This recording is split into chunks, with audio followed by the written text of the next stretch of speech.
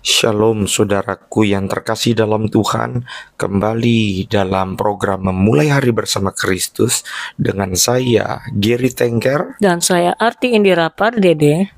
Pada pagi hari ini kita kembali akan membaca firman Tuhan yang terambil dari Bilangan pasalnya yang ke-14, ayatnya yang pertama sampai dengan ayatnya yang ke-38 dengan judul Perikop Pemberontakan Umat Israel. Tetapi sebelumnya, mari kita bersatu di dalam doa. Bapa yang kami sembah di dalam nama Tuhan Yesus Kristus, terima kasih Tuhan buat segala kebaikan-Mu. Sepanjang malam kami tidur dan kami boleh bangun di pagi hari ini dengan segala anugerah dan berkat yang Kau sediakan bagi kami. Tuhan, pimpinlah kami dengan Roh Kudus-Mu, sehingga hikmat-Mu bekerja dan kami boleh mengerti segala rencana-Mu melalui firman-Mu. Terpujilah Engkau Bapa yang baik.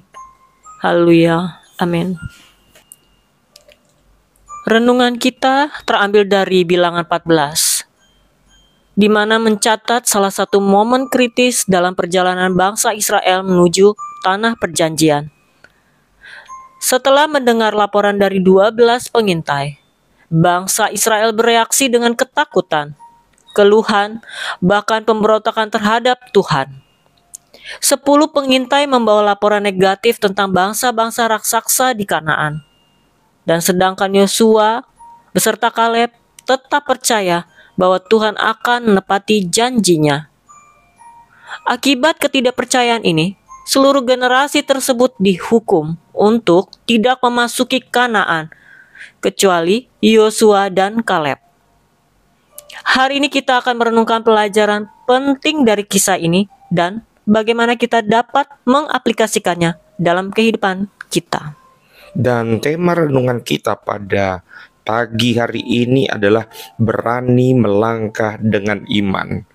Saudara, saya khawatir sekarang ini ada banyak sekali orang yang mengaku percaya kepada Tuhan, tetapi pada akhirnya hanya sekedar beriman tanpa berani melangkah. Padahal salah satu bukti daripada iman yang teguh yaitu ketika kita mengambil sebuah langkah. Itu sebabnya dalam Yakobus dikatakan bahwa iman tanpa perbuatan hakikatnya adalah mati. Dan dalam Bilangan 14 ini ada beberapa poin yang akan kita bahas. Yang pertama, saudara, mari kita lihat dalam Bilangan pasal 14 ayatnya yang pertama. Lalu segenap umat itu mengeluarkan suara nyaring, dan bangsa itu menangis pada malam itu. Yang pertama, pelajaran dari Bilangan 14 adalah jangan biarkan ketakutan menguasai hidupmu. Saudara, bangsa Israel ketakutan setelah apa? Setelah mendengar laporan para pengintai tentang adanya raksasa di Kanaan.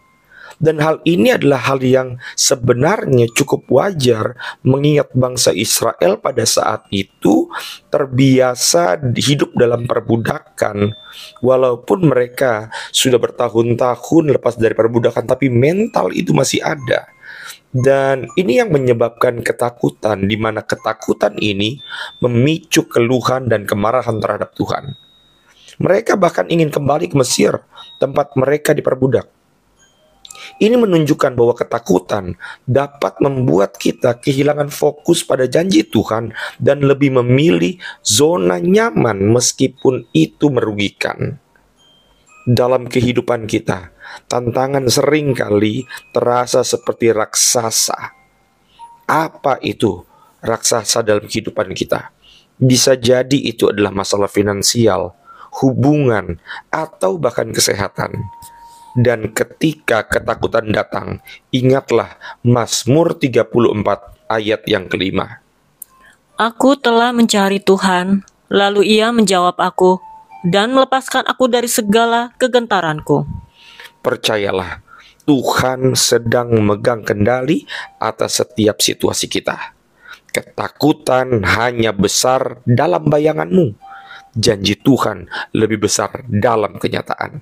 Saya ulangi, Ketakutan hanya besar dalam bayangan, tetapi janji Tuhan lebih besar dalam kenyataan. Poin yang kedua, saudara, kita perhatikan di dalam Bilangan pasal 14 ayatnya yang ketiga. Mengapakah Tuhan membawa kami ke negeri ini, supaya kami tewas oleh pedang? Yang kedua, saudara, jangan memberontak ketika Tuhan membimbing. Ketakutan bangsa Israel berujung pada pemberontakan. Mereka mulai mempertanyakan rencana Tuhan dan ingin kembali ke perbudakan. Ini adalah bentuk pemberontakan spiritual, di mana mereka tidak percaya bahwa Tuhan tahu yang terbaik. Jadi, ketika ada momen di mana kita menyaksikan kekuatan Tuhan, kuasa Tuhan, itu sebenarnya sama seperti kita sedang melakukan pemberontakan secara spiritual. Dan kadang kita juga memberontak dengan mempertanyakan rencana Tuhan ketika keadaan tidak sesuai dengan harapan. Ketika apa yang kita harapkan ternyata jauh berbeda dengan kenyataan-kenyataan yang kita lihat. Tetapi Roma 8:28 mengingatkan kita bahwa Allah turut bekerja dalam segala sesuatu untuk mendatangkan kebaikan. jadi daripada memberontak yang sebenarnya pun tidak ada gunanya, kalaupun ada itu pasti yang bersifat negatif bagi setiap kita. Daripada memberontak, mari kita belajar untuk percaya bahwa Tuhan sedang bekerja dalam hidup kita, bahkan dalam hal-hal yang tidak kita pahami.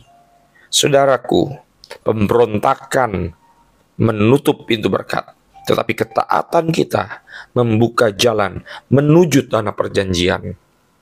Poin yang ketiga, saudara, dalam Bilangan pasal 14 ayatnya yang ke-9. Hanya janganlah memberontak kepada Tuhan, dan janganlah takut kepada bangsa negeri itu, sebab mereka akan kita telan habis. Poin yang ketiga, saudara, melangkahlah dengan iman, bukan dengan ketakutan. Saya ulangi, melangkahlah dengan iman, bukan dengan ketakutan. Di tengah ketakutan, di tengah keluhan, saudara bisa baca dalam Bilangan pasal 14 ini, di mana Yosua dan Kaleb tetap berdiri teguh. Mereka percaya pada kuasa Tuhan dan mengingatkan bangsa Israel untuk tidak takut. Mereka tahu bahwa jika Tuhan menyertai, maka kemenangan pasti terjadi. Artinya, tantangan kita hari ini membutuhkan iman seperti Yosua dan Kaleb. Meskipun kita menghadapi raksasa dalam bentuk masalah. Filipi 4 ayat 13, ayat yang sangat luar biasa berkata, Segala perkara dapat kutanggung di dalam Dia yang memberi kekuatan kepadaku. Langkah iman selalu dimulai dengan percaya pada kuasa Tuhan, bukan pada kekuatan sendiri. Raksasa mungkin besar, tetapi pengalaman hidup kita selalu mengajarkan bahwa Tuhan sanggup menundukkan segala raksasa, segala tantangan, segala masalah, pada ujung-ujungnya mendatangkan kebaikan bagi setiap kita. Poin yang keempat, yang terakhir, saudara, dalam Bilangan pasal 14 ayat yang ke-24. Tetapi hambaku Kaleb, karena ada roh yang lain padanya, dan ia tetap mengikuti aku, akan kubawa masuk ke negeri yang telah dimasukinya itu. Poin yang keempat, saudara, jadilah bagian dari generasi yang beriman. Mungkin kita lihat bahwa generasi-generasi sekarang ada banyak sekali orang yang mungkin saja mengaku Kristen, tetapi sebenarnya hidup mereka jauh daripada Kristus. Itu sebabnya, saudara, mari kita ambil bagian menjadi generasi orang-orang yang beriman. Sama seperti Kaleb yang disebut memiliki roh yang lain. Ini merujuk pada sikap hatinya yang penuh iman dan keberanian. Dia dan Yosua menjadi simbol generasi yang percaya kepada Tuhan, meskipun seluruh bangsa memilih untuk hidup dalam ketakutan. Tuhan memanggil kita untuk menjadi seperti Kaleb. Kita harus punya roh yang berbeda. Maksudnya berbeda adalah berbeda dengan kebanyakan orang yang lebih berfokus pada dunia. Kita harus berdiri teguh dalam iman dan tetap setia meski orang lain menyerah. Dan dalam dunia yang penuh ketidakpastian, mari kita menjadi generasi yang mempercayai Tuhan tanpa kompromi. Jadi saudara, generasi yang percaya kepada Tuhan adalah generasi yang akan melihat janji-janji Tuhan digenapi.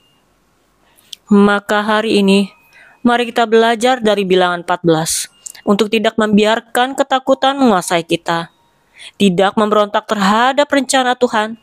Bahkan kita harus melangkah dengan iman dan menjadi generasi yang beriman. Ingatlah, Tuhan lebih besar dari masalah kita dan janjinya tidak pernah gagal. Mari kita berdoa. Tuhan Yesus yang baik, terima kasih buat firman-Mu yang mengajar dan menegur kami.